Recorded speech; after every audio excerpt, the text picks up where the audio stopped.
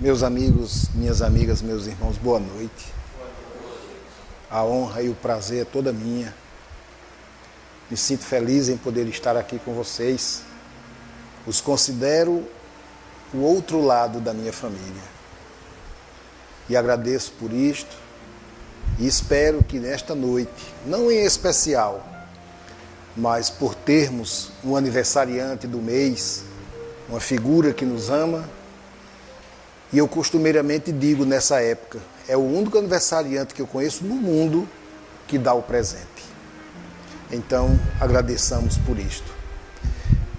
Para a nossa conversa de hoje, e ao mesmo tempo para refletirmos, e lembrar também de agradecer aos nossos amigos internautas, eu não poderia esquecê-los, que nos assistem através da TV 7.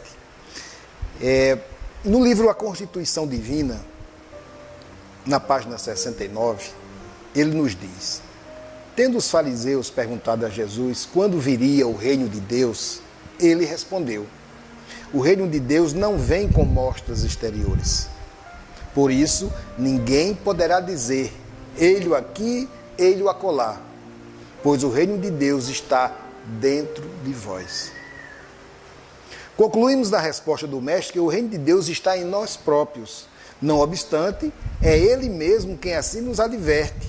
Buscai em primeiro lugar o reino de Deus e a sua justiça, tudo o mais vos será dado por acréscimo. Mas como buscar aquilo que está dentro de nós? A explicação nos é dada pela seguinte parábola. O reino de Deus é semelhante a um tesouro oculto num grande campo, que foi encontrado por um homem, o qual, movido de grande gozo, foi vender tudo que possuía e adquiriu aquele campo. Agora nós podemos entender, o reino de Deus está em nosso espírito mesmo, porém oculto e ignorado. Possuir e ignorar que possui equivale a não possuir. Ter e não saber que tem é como se não tivesse. Daí a necessidade de procurá-lo. Será que com isso nós chegamos a uma conclusão? O que ouvimos aqui no texto? Se o reino de Deus está aqui dentro de mim, que motivos eu tenho para reclamar? Para não aceitar? Para não admitir? Ou para não, em algumas situações, compreender? Ah, eu queria ter paz. Está dentro de você. Ah, eu queria ter sossego.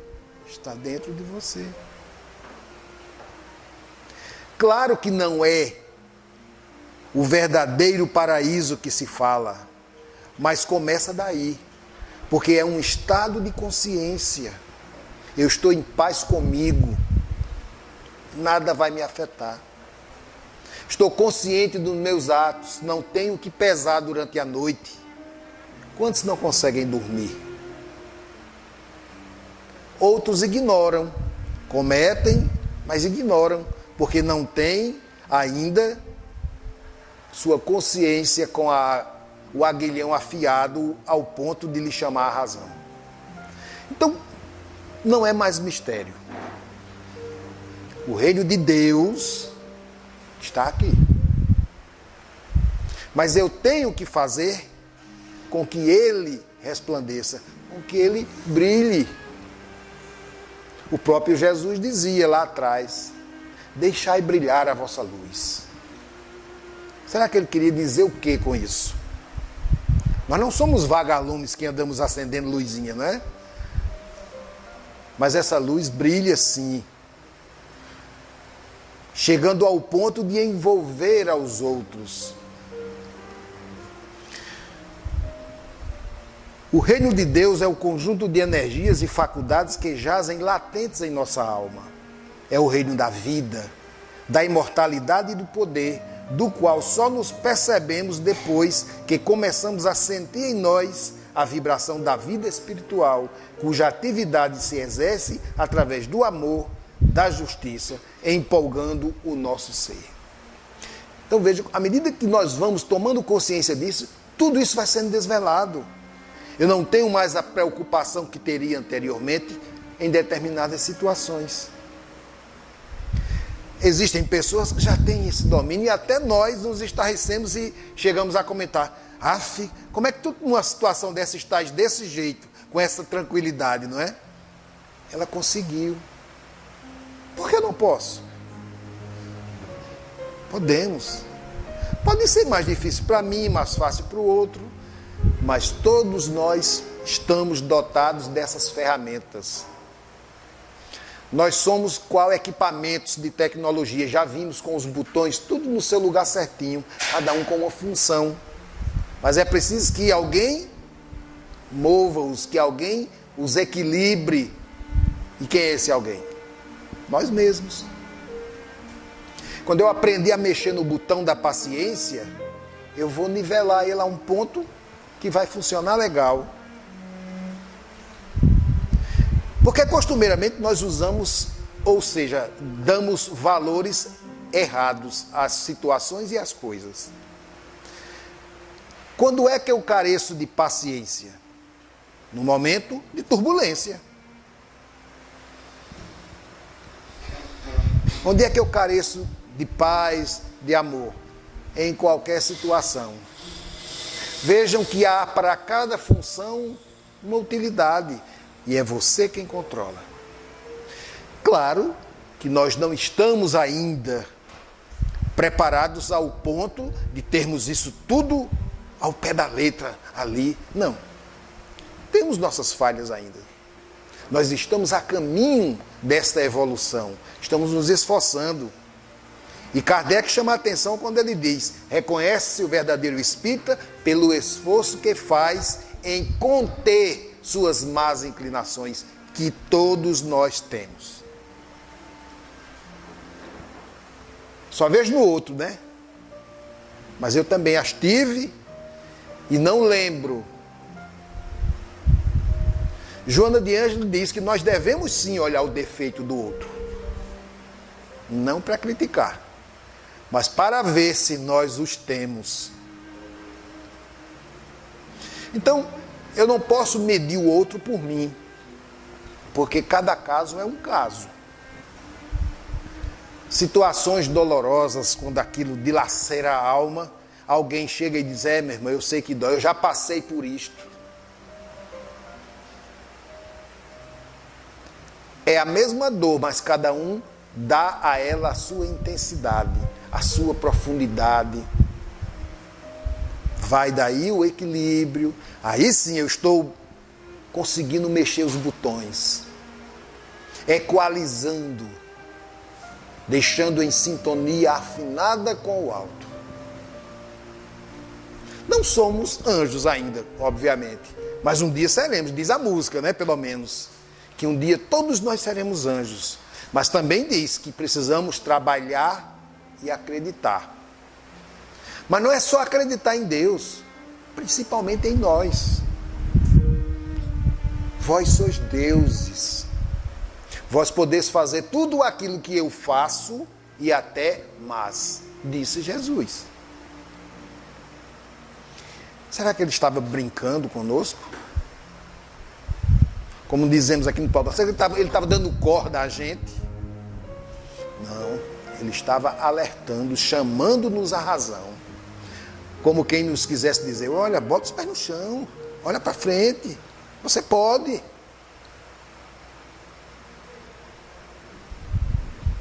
Na questão número 4 do Livro dos Espíritos, Kardec perguntou: onde podemos encontrar a prova da existência de Deus? Os Espíritos responderam: num axioma que explicais às vossas ciências, não há efeito sem causa.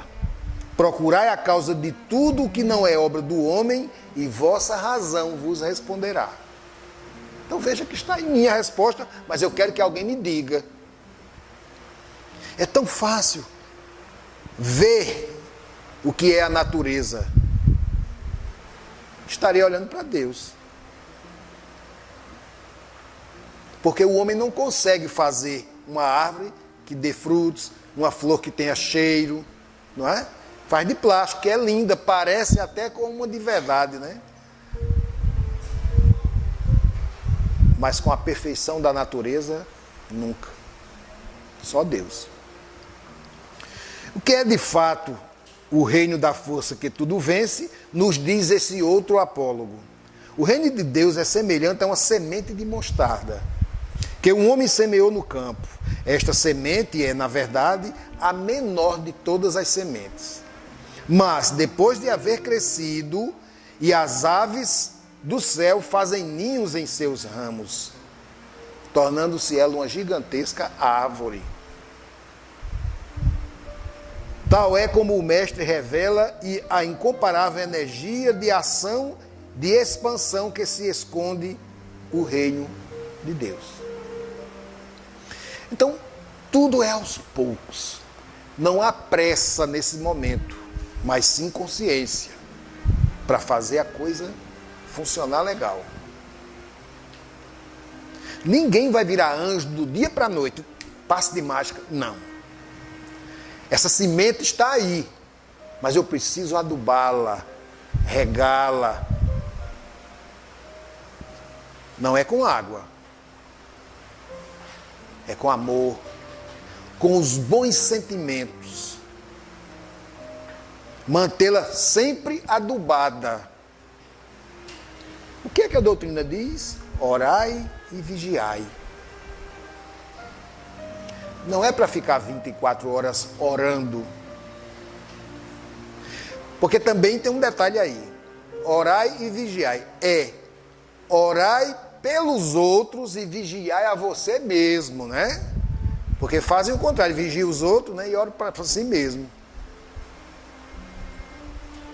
Então, é aí onde entra a nossa consciência, a nossa razão de fazermos a coisa certa. Aí não tem egoísmo, não é nada disso.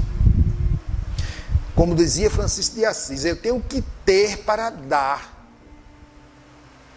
É dando que se recebe. É amando que se é amado. É perdoando que se é perdoado. Veja que Francisco não quis nada para ele. Ele fez pensando no outro. Mas recebe. O passe, por exemplo. Eu vou aplicar passe, você vai receber também. À medida que você dá, você recebe. Não é dando que se recebe? Não é amando que se é amado? E o passe é uma doação de amor. Então vejam como as coisas funcionam legal. Nós é que às vezes não percebemos, né? Uma informação simples, mas eu ponho aí dificuldades 1000. O roteiro, portanto, que conduz ao tesouro oculto é um só: o cumprimento do dever, a prática do bem, a conduta reta. Nem todo que me diz Senhor, Senhor entrará no reino dos céus, mas somente aqueles que fizerem a vontade do meu Pai, disse Jesus. E continua: e naquele dia muitos me dirão: Senhor, em teu nome nós profetizamos, expelimos demônios e obramos maravilhas. Mas eu lhes direi abertamente: não vos conheço. Apartai-vos de mim, vós que vivestes na iniquidade. Então é isso que nós vemos por aí. A propaganda, o exibicionismo. Não precisa disso. E por uma razão muito simples, ele continua: então dirá a mim: vinde benditos de meu Pai, possuí como herança o reino que vos está destinado desde a fundação do mundo. Pois tive fome e me deste de comer. Já começou aí. Tive sede e me deste de beber. Era forasteiro e me recolheste. Estava nu e me vestistes. Enfermo e preso e me visitastes. Quando foi, Senhor, que te vimos com tais necessidades e te assistimos? E ele retrucara: Em verdade vos digo que quantas vezes fizestes por um dos meus irmãos mais pequenos, foi a mim que o fizestes. Sabemos então já que é o reino de Deus, onde se oculta o que nos cumpre fazer para possuí-lo. Então veja que muitas vezes você está fazendo isso no dia a dia sem se aperceber. Porque você não quer a propaganda, o exibicionismo. Quantas casas oferecem feirinhas, medicamentos, tratamentos, passe e outras cositas más, né? Sem nenhuma banda de música tocando na porta. Sem nenhum carro de propaganda fazendo alusão ao feito. Não precisa. Porque quando fizeres por aqueles pequeninos, você já está abrindo as portas do reino de Deus. Então, a naturalidade, aliada a essa humildade natural, é o que nos faz termos esse título de filhos de Deus. Porque lembrem que quando Jesus aqui esteve, quem leu alguns trechos da Bíblia vai perceber, ele não saía de porta em porta se oferecendo. Ele não ia para a praça, olha, mais tarde aqui vai ter um evento aqui, eu vou curar todo mundo. Ele nunca fez isso. A notícia se espalhava entre aqueles mais necessitados, no boca a boca. Jesus nunca negou a ninguém que o procurou, mas também não curou a todos, por uma razão muito óbvia. Existiam aqueles que tinham que passar pela expiação, e Jesus não podia desfazer essa lei.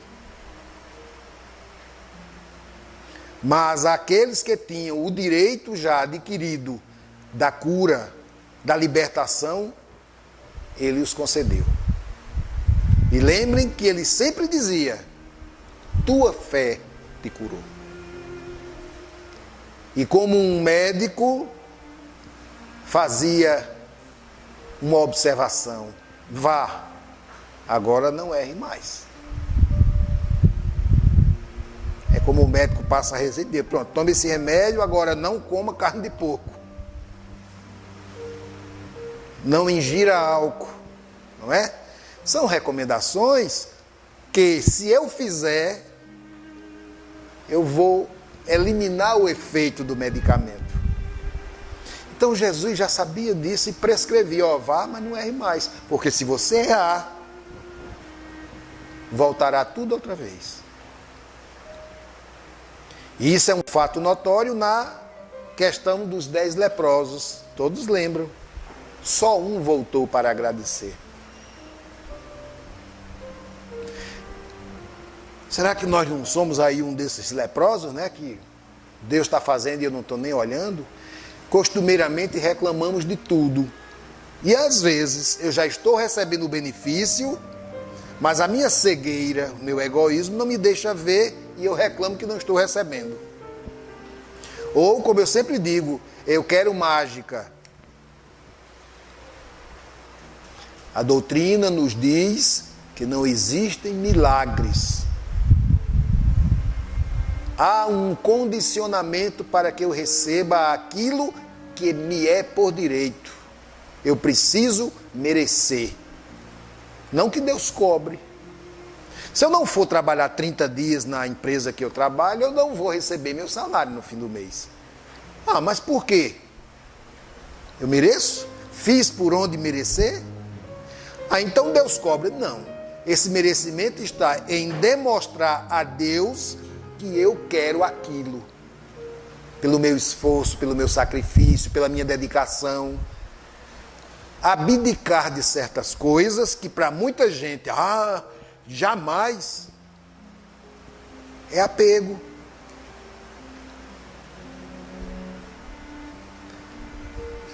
Ponto. Vamos no guarda-roupa observar nossas roupas. vai ter lá uma roupa que já está lá há um bom tempo, mas você adora aquela roupa. Isso é apego. Aquele sapato, aquela sandália, né?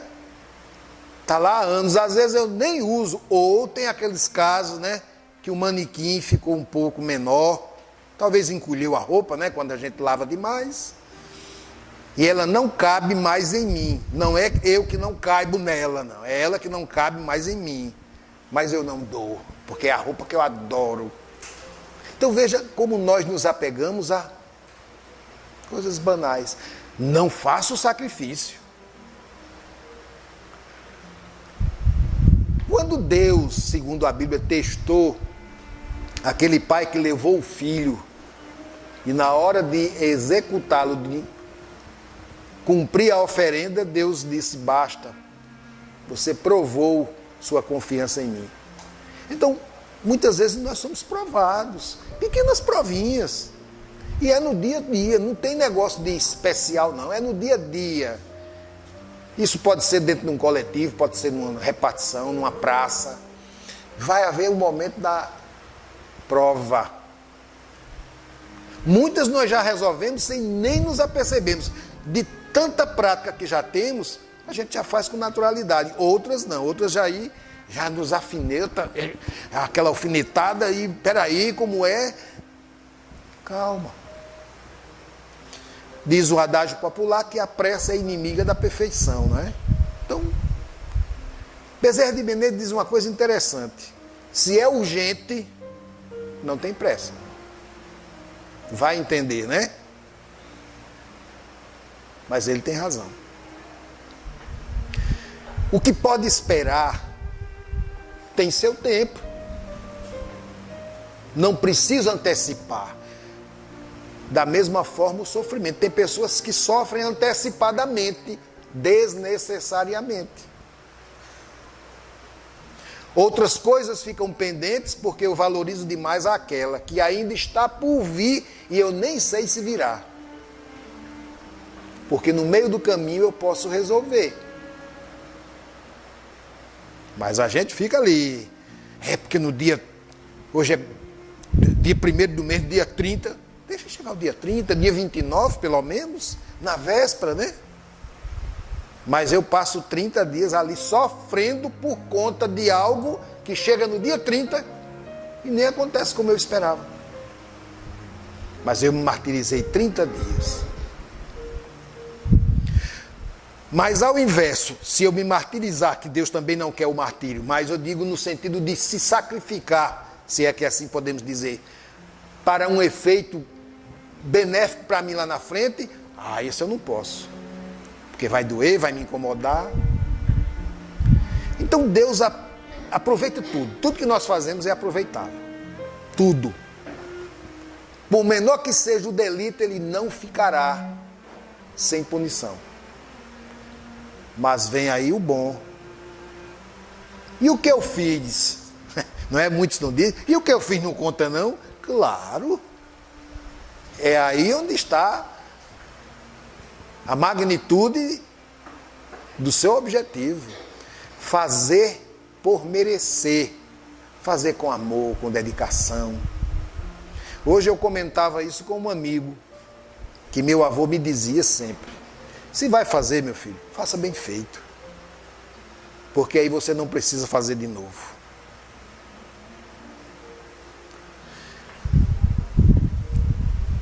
E aí vem uma historinha que diz assim: um homem do povo vivia uma vida sem esperanças, com grandes tribulações e sofrimentos.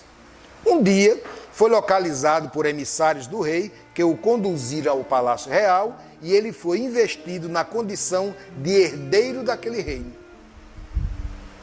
Imediatamente foi banhado e perfumado, vestido com roupas suntuosas. Calçaram-lhe os pés com sapatos finos, colocaram no dedo anéis, o símbolo de sua condição real.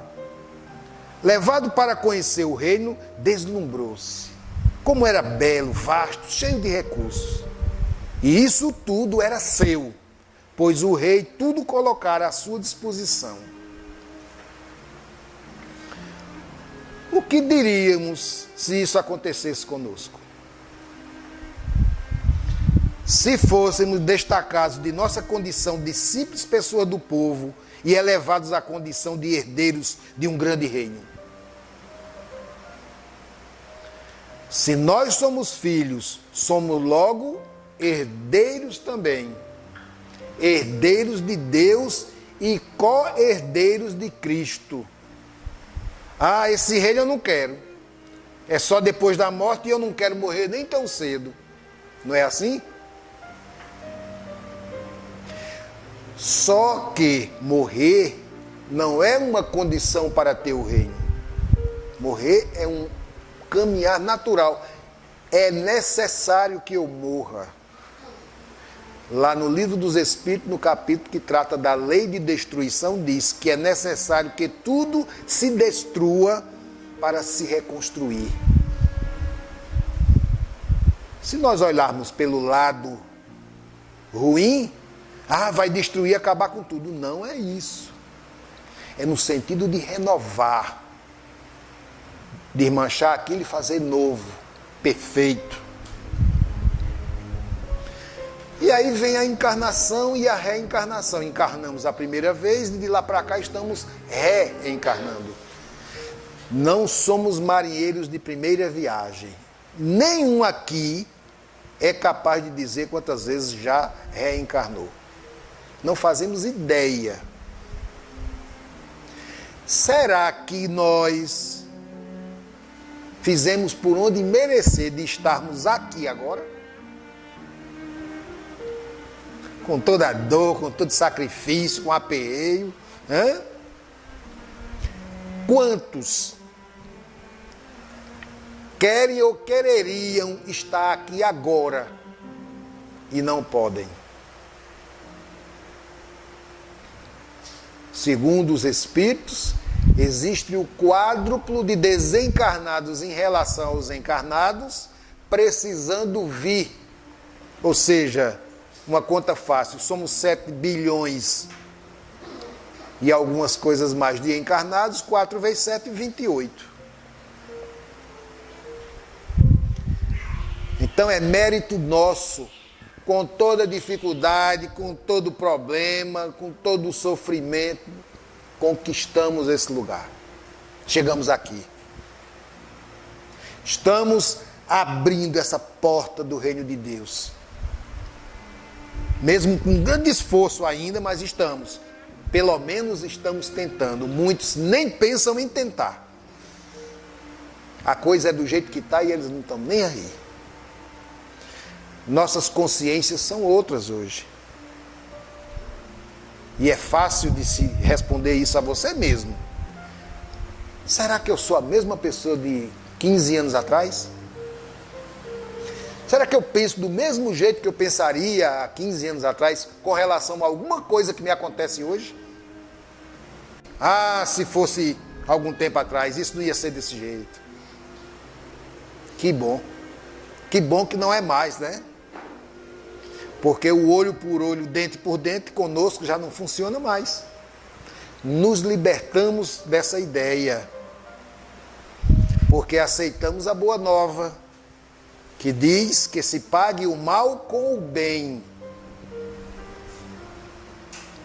Jesus foi chamado de tolo por isso, né? Porque a lei que imperava era essa. E Jesus convidou a fazer o bem àqueles que lhe faziam mal.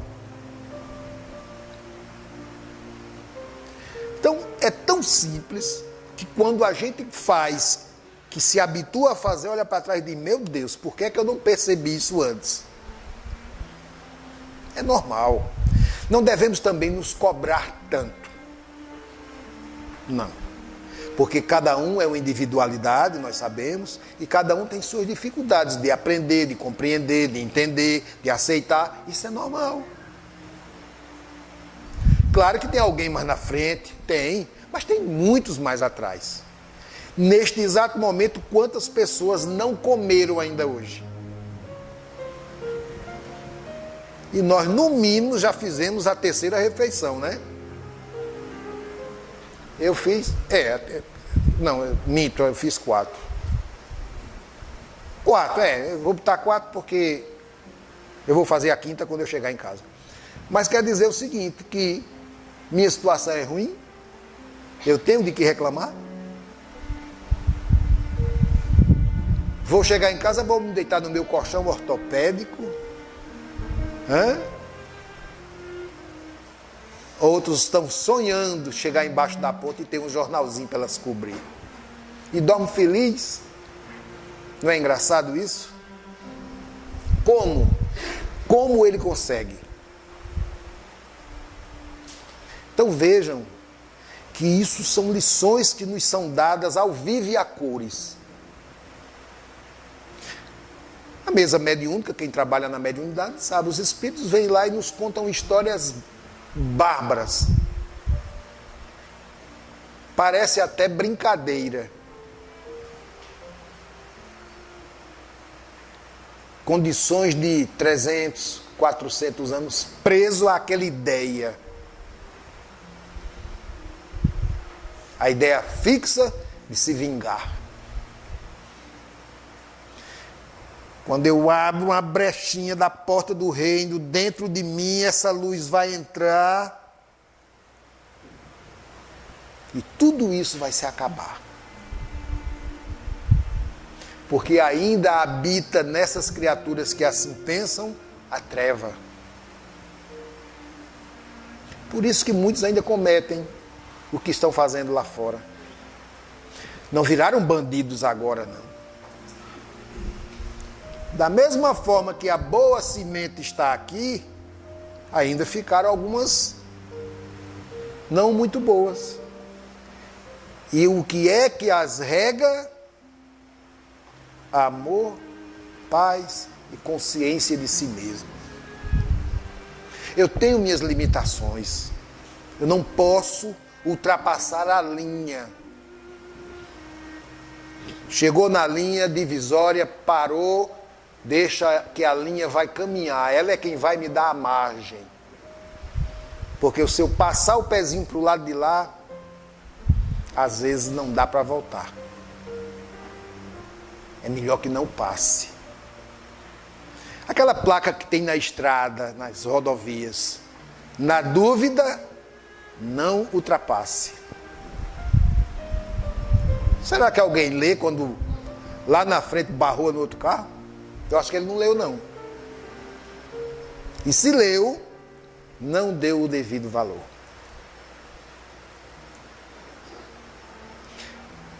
Nós temos nossos freios. Temos. São nossas limitações que nos puxam. Espera aí, quando você vai? Não, não é assim não. Você não vai passar daí. Você não tem como.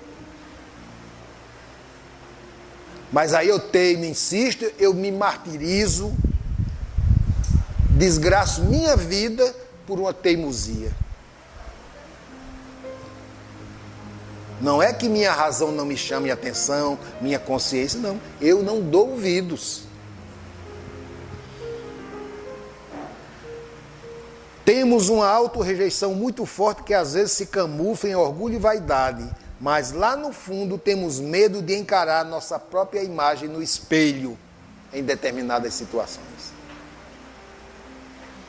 A cultura do pecado e da punição pelos nossos atos por Deus, que nos foi incutida há milênios, também não ajuda a melhorar nossa autoimagem. Porque não tenho que ter medo. Se eu errar, eu tenho que admitir que errei, aceitar que errei e buscar o perdão. Aí sim. Isso é dignidade. Pedir perdão não é se humilhar. E perdoar não é humilhar. Muito pelo contrário. São dois gestos magníficos e que poucos têm a capacidade de fazê-lo. Porque nós sabemos que não é fácil. Existem momentos que o perdão ele fica lá na porta da cozinha. E eu estou aqui na sala, na luta, e não deixo ele passar da cozinha. Mas ele está lá. dentro da mesma casa, mas eu não consigo ainda. Calma, pensa, reflete, vai aos poucos minando essa resistência, porque é sua mesmo, não é de ninguém.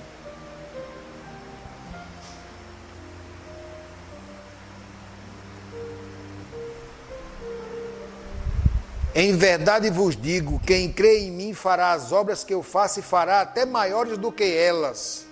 Mas como? Conhecereis a verdade e a verdade vos libertará. A verdade sobre nós mesmos, nossa origem divina, nossa potencialidade. Somos herdeiros do reino de Deus, está dentro de nós, precisamos apenas tomar posse definitiva dele. Mas eu não tenho coragem de olhar para dentro do porão da minha consciência. Eu tenho medo de ir lá encontrar um esqueleto lá no armário. Tudo bem. Pode ser que tenha um esqueleto lá guardado, né? Mas se aprofundarmos a nossa visão, veremos que tem também um oásis. Um oásis verdejante de paz. Então, não seria bom encontrar um pouco dessa paz? Que está lá dentro? E que preço nós pagaríamos por essa paz? Todos nós temos os dois lados, um lado sombra e um lado luz, ainda. E é essa a guerra, o conflito interior de cada um.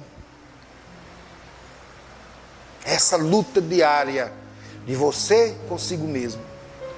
Quem eu sou agora e quem eu fui em algum momento lá atrás. Que ainda está aí, a velha semente, resistindo ao tempo. Só isso. Então abre o coração. Usa essa força interior. Vós sois deuses. Jesus disse isso. Isso é de uma magnitude que não fazemos ideia. Impor a mão e curar alguém. Em nome de Jesus. E aí? Por que não posso fazê-lo? O querer e a vontade.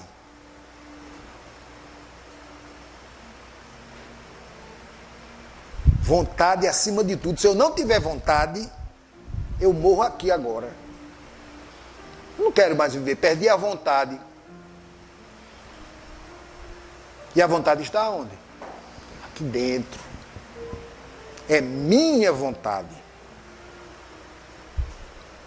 Mas alguns dão muito ouvidos às informações exteriores, né?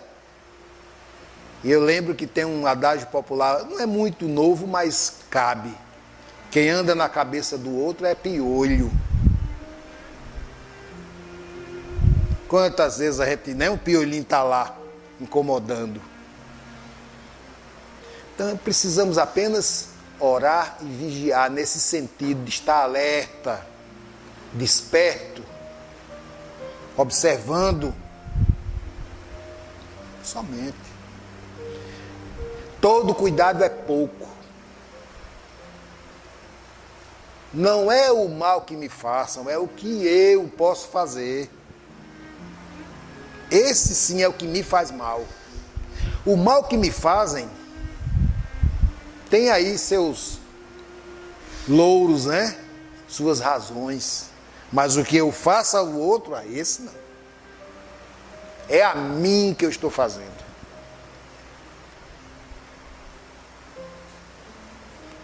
E aí, qual o sentido da vida? Por que estamos encarnados? Para buscarmos a nossa iluminação. E é através do autoconhecimento que vamos detectando quais são os lados das nossas personalidades. Porque, segundo a psicologia, nós temos personalidades, né? Máscaras. Eles usam esses termos. Todas as qualidades jazem em germe dentro de nós. Nós não somos o que estamos, somos muito mais. Saber que tudo já está dentro de nós, nos pertence e apenas precisamos tomar posse. Vejam que coisa fácil. Está aqui. Não está lá, não, está aqui, ó, bem pertinho. Mas minha mão não alcança, né? Faz um esforço mínimo, consciente. Você vai ver que alcança. Todos nós podemos ser melhor hoje do que fomos ontem e amanhã do que somos hoje. Não é para mostrar a ninguém, não. É a você mesmo. É você poder se olhar no espelho e se ver. Se reconhecer. Isso é um exercício. Às vezes, claro, tem situações que você, por não se conhecer tanto como pensa, né? O conhece-te a ti mesmo aí, dá só batendo na porta. Aí você, às vezes, comete um equívoco, um erro normal. Não há por que ficar se condenando como quem fez o maior pecado do mundo. Porque nós vimos que pecado não é isso. Não, errei. Eu vou consertar. Qual o problema? Mas é muito cara de pau. Não. Cara de pau é quando não tem nenhum sentimento. Mas quando está revestido de um bom sentimento, conta. E muito. O reino de Deus nos pertence. Sabemos que é a reencarnação uma lei natural, portanto divina, à qual estamos submetidos por misericórdia de Deus, com a finalidade de progredir espiritualmente e alcançarmos a suprema felicidade. Só depende de nós. Não estamos mais no mundo de expiações e provas. Estamos agora no planeta de regeneração. Nós saímos daquela categoria. Pelo menos é isso que eu entendo. Quando se cumpriram os 50 anos, agora 20 de julho. Nós estamos no processo de regeneração que, segundo Emmanuel, até 2057 estará concluído. Porque não começou agora. O processo de regeneração começou 100 anos antes do advento da doutrina dos espíritos. Só que nós não sabíamos. Agora nós sabemos. Regeneração é essa tomada de consciência que vai nos regenerar. Essa conscientização, aí sim, eu caí em si e abri as portas para que o reino de Deus realmente se estabeleça dentro de mim. Ele está aqui lutando. E eu não abro a porta. Já viram aquela imagem que tem o Cristo batendo numa porta e ela não tem um trinco por fora? O trinco é por dentro. Só quem abre sou eu. Enquanto eu não abrir, vão bater muito.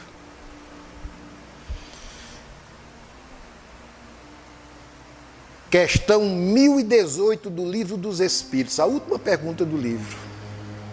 O reino do bem poderá um dia realizar-se na terra? O bem reinará na terra quando entre os espíritos que a vêm habitar, os bons superarem os maus. Então eles farão reinar o amor e a justiça, que são a fonte do bem e da felicidade. É pelo progresso moral e pela prática das leis de Deus que o homem atrairá para a terra os bons espíritos e afastará os maus. Mas os maus só deixarão quando o homem tenha banido daqui o orgulho e o egoísmo. Então só depende de nós. E isto é o processo de regeneração. Então, mãos à obra, vamos trabalhar porque tem muito por fazer. E só depende de nós. E ele continua e diz: assim entramos no sentido de que precisamos esperar uma nova reencarnação para sermos homens novos? Quer dizer, eu vou ter que esperar reencarnar para dizer, agora eu vou mudar? Não, é agora, a partir de agora. De que forma é esse renascimento? Desde hoje? Como a gente pode verificar o outro sentido que hoje já podemos ter, é o de transformação desde já, ou seja, no sentido de que podemos, através do autoconhecimento, de conhecendo a nós mesmos e o exercício da reforma íntima, desde já irmos nos tornando homens novos. Não há o que esperar, é agora, é para ontem. Cada um reflita, pense. Não custa nada, é 0,800. Só depende de você. E cada um tem sua forma. Não copie do outro. Cada um tem seu jeito, sua habilidade. Usa. Vai devagarinho. E essa transformação, aos poucos, vai se envolvendo, vai te envolvendo, ao ponto de quando você olhar, passou. E aí, como dizem aqui, aí é só correr para o abraço, não é? E é isso que nos aguarda. Um mundo feliz, onde todos nós estaremos lá vivendo a verdadeira felicidade. Um mundo onde não haverá mais o mal. E aí eu fico pensando, a pessoa se dormir de porta aberta, de luz acesa, deve ser maravilhoso, hein? Agora tem que se acostumar, porque com a ideia fixa que nós temos de trancar tudo, aí vai ser meio... Mas é isso que eles querem de nós, esse esforço de a gente aprender isso passou, isso foi naquele tempo, não é? Mas vamos chegar lá, se Deus quiser e Ele quer. Então, o querer e a vontade é essa força que, junto com a fé, vai fazer com que abramos, escancaremos a porta do reino de Deus que está aqui. E assim, espero que possamos refletir, principalmente nesse mês, que é um mês onde até o clima muda, o ar da cidade muda, as pessoas. Você sente isso quando anda na rua. Você não sente aquele peso fluido que você sentia meses antes. Muda. Não é que não estão fazendo o mal por aí, mas você não sente mais, porque você está ligado noutro sentimento, o sentimento natalino. Então, era isso que eu tinha para a nossa conversa da noite de hoje, rogando a Jesus, nosso Mestre, que nunca nos desampara, que nos conceda sempre a serenidade necessária para aceitarmos as coisas que não podemos modificar, coragem para modificar aquelas que podemos e a sabedoria para distinguirmos uma das outras.